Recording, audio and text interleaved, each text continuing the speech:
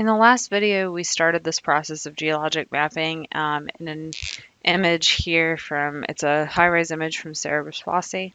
So now we're going to look at how we would add to this, how we would enhance our geologic mapping using other data types. So on the next page, I'm going to have two of this same image, but they're going to have different overlays. The top image is called an Rgb image, or a red, green, blue image, and the red is going to indicate dust and fine-grained materials, and the blue colors are going to indicate coarse-grained materials like sand and rock.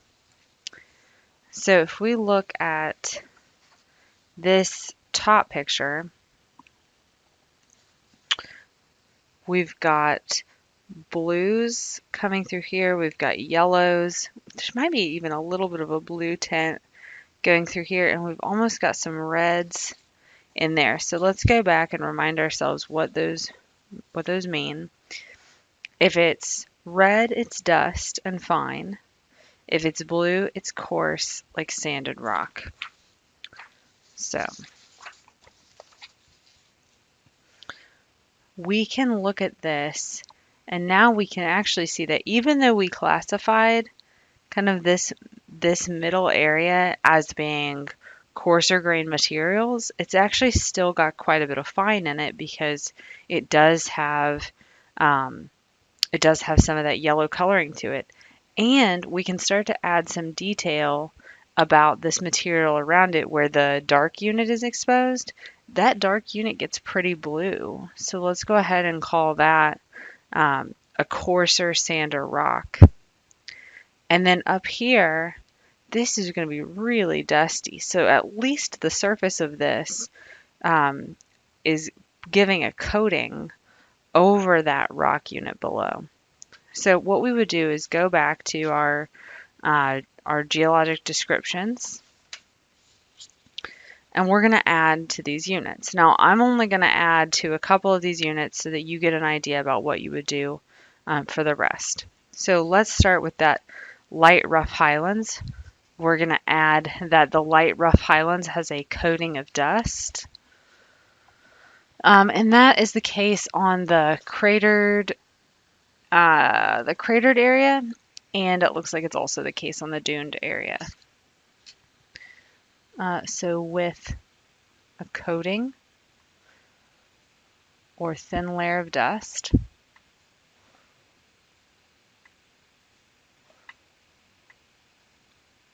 and with thin fine material coating.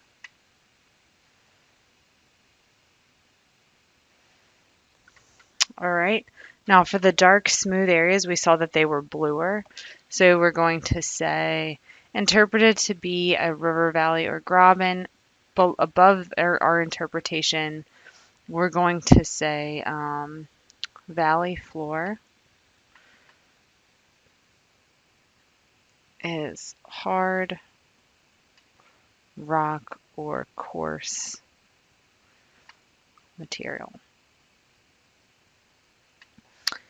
And in our light speckly valley fill, we at least need to add that it's got some fine materials. So light rough materials with some fine materials. And then we just want to make sure that wherever we've written the data type used before we use monochromatic imagery, we go back and add red, green, blue. And that's an enhanced red, green, blue. That's not telling you that that on the surface is actually what's red, actually what's green, and actually what's blue. It's just saying that they've been enhanced to show you those material features. Okay, now let's look at this other data set. This one is going to be IRB, which is the infrared red-blue. Here, dust is going to be yellow. Coarse grained materials are purple, and frost, ice, and very hard rock are bright blue. So we've got very hard rock being very blue in the bottom of these, in the bottom of the valleys. And we've got a bunch of purple material. So let's remind ourselves what the yellows and purples are, because it looks like there's even a little bit of yellow right here. Dust is yellow. Coarse grained materials are purple. So through here, I'm going to say that these are coarse grained materials with that coating of dust. So let's go add those details to our list. In the light rough terrain, thin coating or layer of dust atop coarser materials.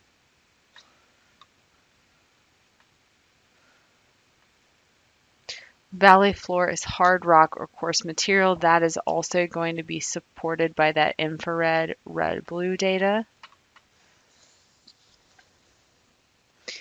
And let's see if we can say anything about that light speckled valley fill. Here we go. It's really kind of purple. And purple, again, was going to be what? Purple is going to be coarse-grained material. So overall, that is coarse-grained material. Light, rough. I'm just going to add coarse-grained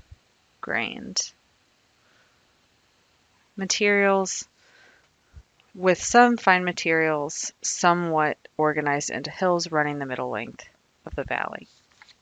Okay. Now, we do have a little bit more data we can add to this. We're going to add some mineralogy data. So far that we've talked about the infrared data on the last page. Infrared data is really good at telling you about if it's really long wavelength infrared, it's good about telling you the thermal properties of the material. So once you're in the thermal infrared, you can talk about how well things heat up and then release their heat. Before that, you are getting some mineral information from the not necessarily shortwave infrared, but shorter than thermal infrared data. So we do have a little bit of information. Maybe it's dust, maybe it's really coarse grained, but mostly those are talking about the textures of the material. So let's look at these mineral maps. They're going to show us what the surface is made out of. This comes from CRISM data, and it's going to show the same area that we saw in both of those. This is a bound water map. It doesn't mean that there's actually water in the picture. It just means that there are minerals containing water. So if you think about the chemical formula for something like gypsum, for example, gypsum is a hydrated sulfate. It's got sulfur in the main part of the mineral structure, but it also has some attached water in there. It's hydrated. And if we took the water away, we would call it a different mineral. We'd call it anhydrite. So this doesn't mean that there's water in that area of the surface. It means that there's bound water in the crystal structure of the minerals. If it's red, it means that you have water-containing minerals. If it's green, you have sedimentary rocks that might have formed in water. And if you have blue, then you have some clays. So I see a lot of kind of reddish orange area especially in the Highlands. I don't see as much going on down here. I definitely don't see a lot of blue. Maybe some blue in the cliff faces. You could add that. So I'm going to say that maybe we've got a lean toward yellow or a lean toward green in these valleys, but not enough to be super confident about that.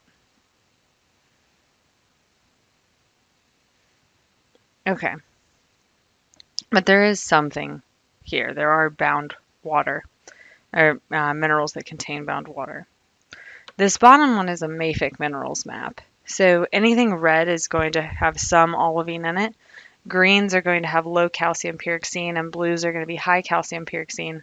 But as an undergrad, you may not know how to divide that up or how to think about those different volcanic materials. So here's what I'm going to say. Basically, any amount of color here, if you start to see those blues and greens and reds pop, any amount of color here is telling you that there's a presence of a volcanic or an igneous rock. So maybe here, for example, you can start to see that we have these stripes going through this valley, and that we have mineral differentiation through the valley. What I mean by that is that you have streaks of blue, streaks of purple, streaks of red, and you've got a little bit of green right here in the side cliff face. I would absolutely note that um, if I were going to do this as a full description. There's less mafic material going on in these highlands. So in the highlands, maybe that's where we have that red. We have more kind of sedimentary rock and water-containing minerals, which are going to be less common in a volcanic setting, because if you have volcanic materials, you've kind of burned off those volatiles, or you've let loose the water that you would have had in the crystal structure. And so we start to see here a contrast between what our highlands are made out of and what our low valleys are made out of. So the surface of these highlands, at least, is going to be sedimentary origin, or it's going to have those hydrated minerals. So atop coarser materials that appear to contain hydrated minerals.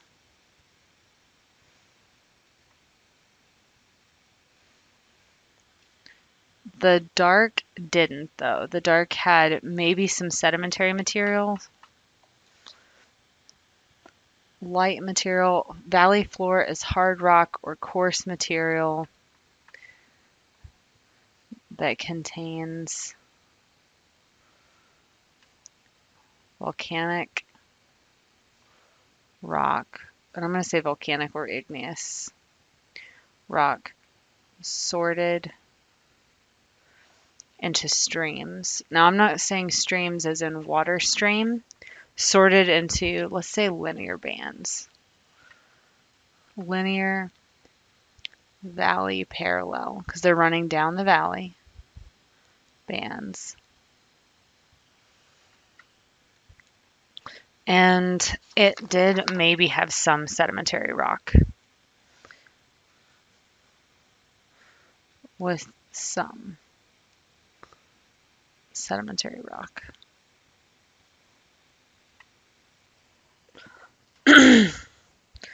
Okay. Then in our light valley material, that I don't see hardly anything here in the bound water map, but I definitely see that there's some organization to that in this map. So we're going to say that it has volcanic material origin.